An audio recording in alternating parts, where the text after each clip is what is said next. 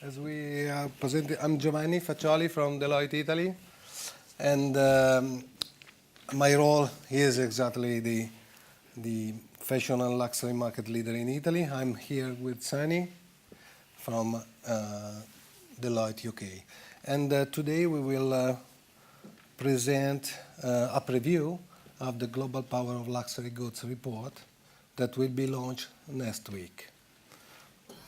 The report is in its sixth edition and examines and lists the 100 largest luxury goods companies globally, based on the consolidated sales of luxury goods in fiscal year 2017. It also discusses the key trends shaping the luxury market and provides a global economic outlook that Sani will explain later on. As you will see, in the report, we are analyzing companies, not brands.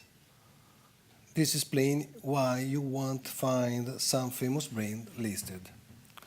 Luxury goods defined in this report focus on luxury for personal use, and is the aggregation of designer clothing and footwear, luxury bags and accessories, luxury jewelry and watches, premium cosmetics and fragrances, automobile, travel and leisure services, boating and yachts, fine arts and collectibles, and fine wines and spirits are excluded from the report.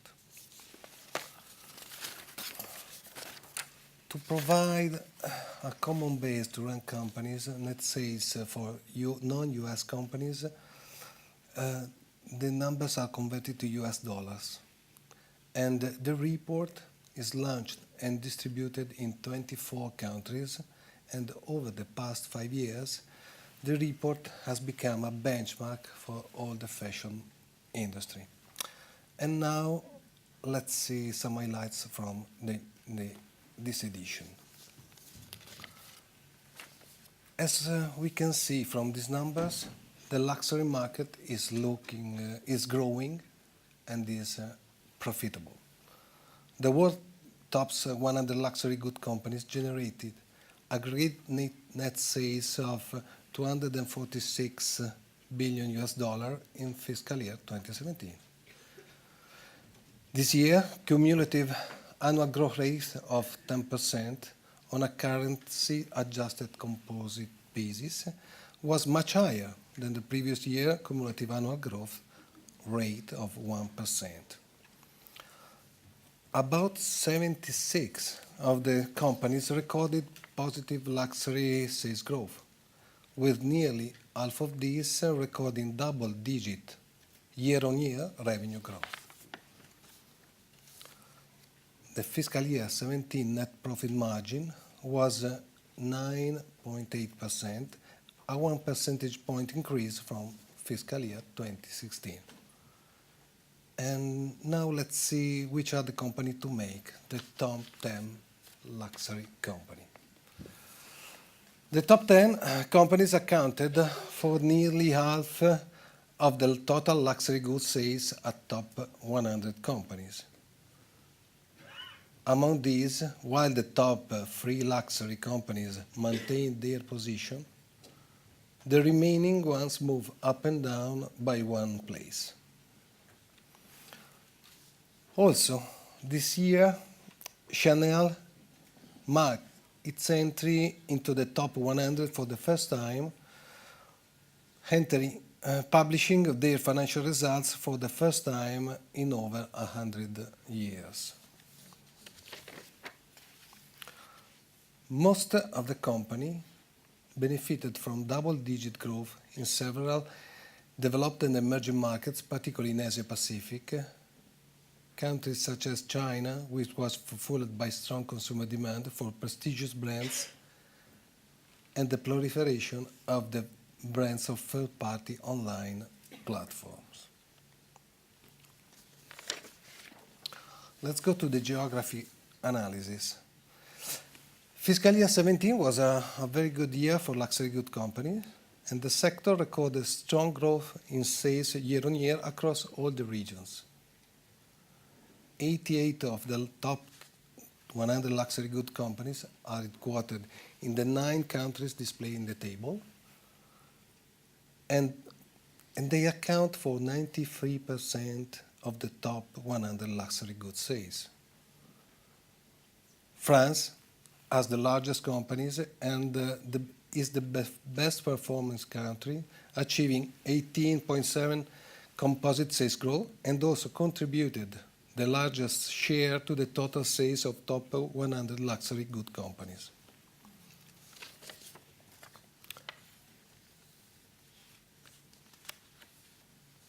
France, Japan, and China, and other countries reported the highest growth rates in luxury sales and also grew at a faster rate than overall the top 100. Italy, unfortunately, has the highest number of companies, same as last year. It was at the lowest of the luxury goods sales growth totally this time.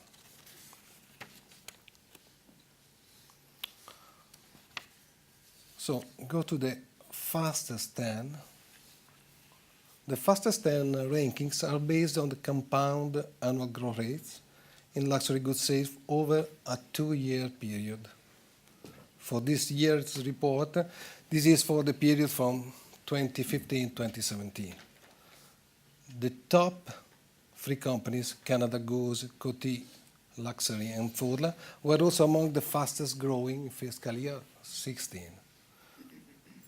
Canada Goose maintained its number rank with the highest CAGR of 42.6%, driven by price optimization and geographic expansion strategies, opening new retail stores in more than 4 countries, and robust sales performances through their e-commerce channels in new markets such as Ireland and Sweden.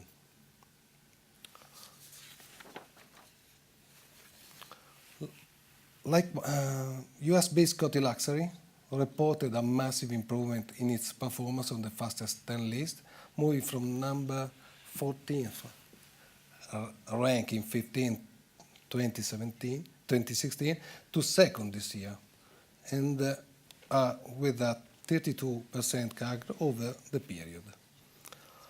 Likewise, Furla recorded the third highest CAGR on 21%,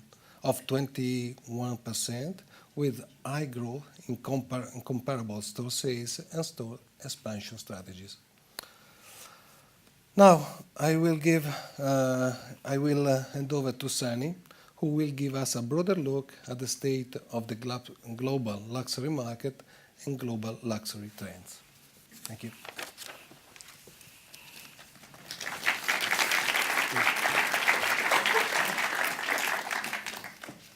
Thanks, Giovanni. So if we look at the market, it continues to be positive, as Giovanni has highlighted. However, we see some policies coming in, for example, protection policies by the US government started to negatively impact global economies, resulting in slower consumer spending, higher prices, and disruption in supply chains. But we think the overall impact of that is yet to be fully defined. And at the moment, as we said, the global luxury goods market continues to experience positive growth, even in the backdrop of slowing rates of growth in major markets such as China. And I was trying to go a day without saying the B word, but Brexit in Europe obviously causing some uncertainty as well. But we believe actually the rise of the middle classes, particularly in China and India, means there's a lot more room for growth, particularly in luxury. And just to pick out a couple of highlights, so you see the UAE luxury market, so particularly with the rise of omni-channel really growing there, and the rise of tourism in that particular area is contributing to a rise in luxury goods sales there. Chinese consumers, I'm sure you've heard many times today, are leading in the consumption of luxury goods, consumption both at home and abroad. And India is another market where the rise of particularly young middle classes with increasing disposable income is having a positive effect on luxury goods sales. So in addition to the economic factors that we've looked at in the report, we've also highlighted a number of trends, and obviously the full details will be in the report, but particularly centered around digital, the rise of sort of technology, the growth of global middle classes and millennials, Generation Z, and how luxury companies have started to understand the new consumers of the future, how they're investing in digital marketing and increasingly using social media. Again, sort of looking at their brand heritage and history, and now moving to a more omni-personal approach. So omni-channel has become omni-personal, and which is focusing on the customer and the consumer completely. And to do this, they need to rely on sort of digital technologies and increasingly, ever increasing amounts of data. So we've called this sort of the path from the old to the new, and we know that organizations are increasingly faced with consumers who are now more sensitive to what companies do with their data and value their privacy. So in this edition of the report, we've got these 6 trends, and we'll have a look at these 3 in this session in a little more detail. So we've seen, or we've identified this group of customers called Henrys, which are high earners, not rich yet. So according to Equifax's definition, they are on average 43 years old, have an income of more than $100,000 US, and have investable assets of less than $1 million. I think I'm a Henry. So they are digitally savvy, they love shopping online, and are big spenders, in particular the millennial Henry. So there's quite a broad age range of Henrys. But what we do know is that they are likely to become some of the wealthiest members of society, and the potential benefits of attracting and retaining this group of customers is of benefit to luxury goods firms in 2 ways. So sustaining their current custom and building the relationship with them as they are likely to become the most affluent customers in the future. But to engage with them, you need to do something slightly different. So what these customers are looking for is more inclusive, but yet more individualized products and services, and they want to be engaged through social media and different platforms. So as they are a ever-increasing or important customer segment, we've seen a couple of examples. So brands such as Baum from Richemont announcing the launch of a new low-priced luxury brand, which is exclusively sold online. And with that, they're sort of taking a more of a green approach. So there's minimalist design, less use of animal and precious materials, and a high use of recyclable materials. And these kind of things are really important to Henrys.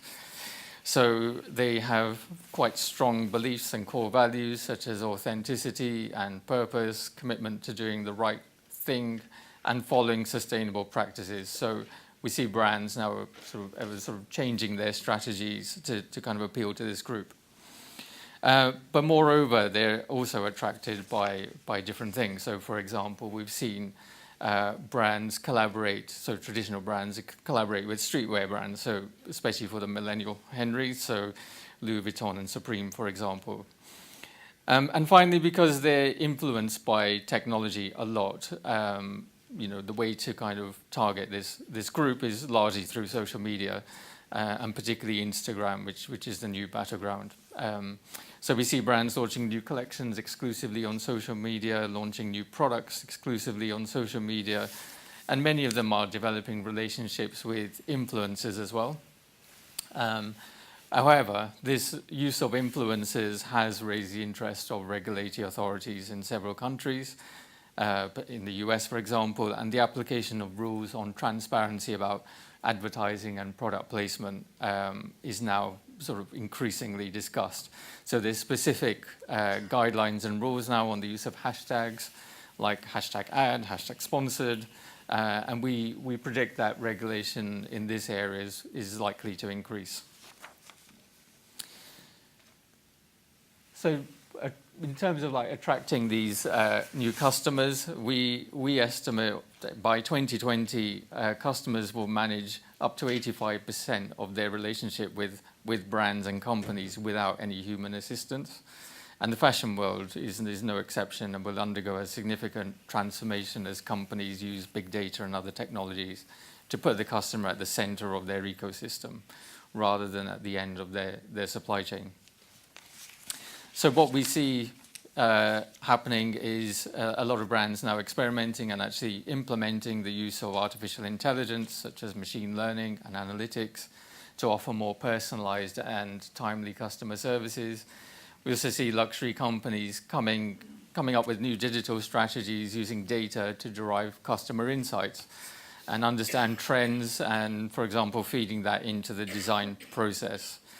And additionally, they're using business intelligence tools and software to capture data and design marketing campaigns, again, trying to get to that segment of one customer. And all this means is actually capturing lots and lots more data. And again, even with products, we see that happening, and a number of companies using data to develop specific products for customers. We see brands also using digital assistants and chatbots, for example, on social media platforms, and then capturing the data around that. So, for example, friends can vote on what people should buy.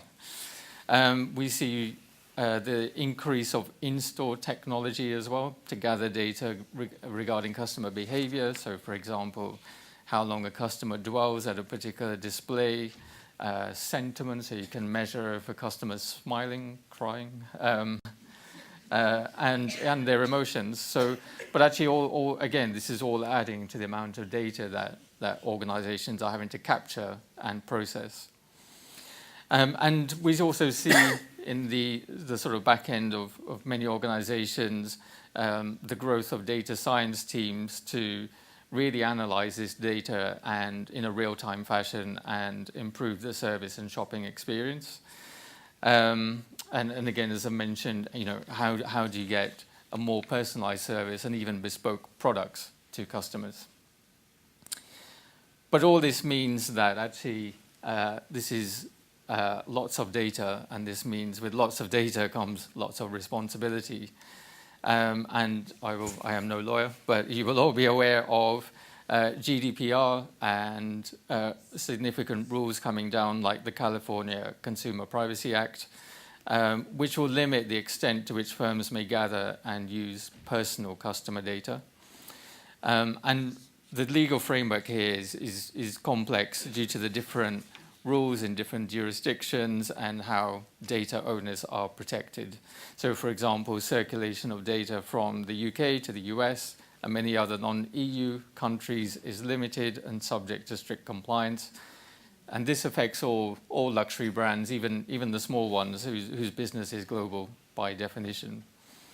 And as more technology is used to gather more data, such as purchasing behavior, location-based analysis, and what people are doing on social media, including their browsing histories, consumers are becoming ever more aware of their rights as well under these various privacy laws. And luxury brands have started to prioritize how they actually understand data. So who is holding it, where is it stored, who oversees it, how secure is it, and what are they using it for? So we see many brands and companies now have created distinct roles for data protection officers who are required to keep a check on how vulnerable a brand is with the customer data, and the increase of training for all colleagues who are in contact with customer data. And one thing that we've noticed a lot is actually the threat of cyber, the whole area of cybersecurity, because actually everyone is potentially a target, and from a reputation perspective, it can be fairly damaging. So it's one area where we would say the takeaway is to really consider this area. Thank you for your attention. That was a sort of sneak preview of our report, which is launching next week, but we've got a couple of minutes.